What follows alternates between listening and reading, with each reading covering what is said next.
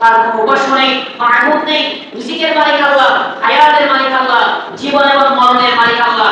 এই কথাটি যদি কোনো মানুষ একইভাবে বিশ্বাস করতে পারে, এর উপরে ইস্তেকামাত করতে পারে, মুহাম্মদ সাল্লাল্লাহু আলাইহি ওয়াসাল্লামকে জীবনের সর্বক্ষেত্রে একমাত্র শুধুমাত্র আদর্শ হিসেবে গ্রহণ করতে পারে, আল্লাহর হাবিব বলেছেন হারামাল্লাহু আলাইহি নার, জাহান্নামের আগুন তার উপর হারাম করে দেয়।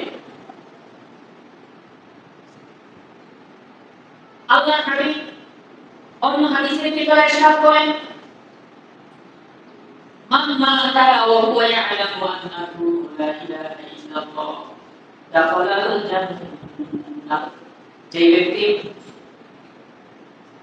এই কথাটির উপরে ইয়াকিন থাকা অবস্থায় যে আল্লাহ ছাড়া কোনো ইলাহ নেই, আল্লাহ ছাড়া কোনো মাবুদ নেই, আল্লাহ ছাড়া কোনো উপাস্য নেই, এই কথাটির উপর যদি দৃঢ়ভাবে বিশ্বাস করা অবস্থায় মাথা মৃত্যুবরণ করে, আল্লাহর হাবিব বলেছেন সেই ব্যক্তিটি দাখালাল জান্নাহ, জান্নাতে প্রবেশ।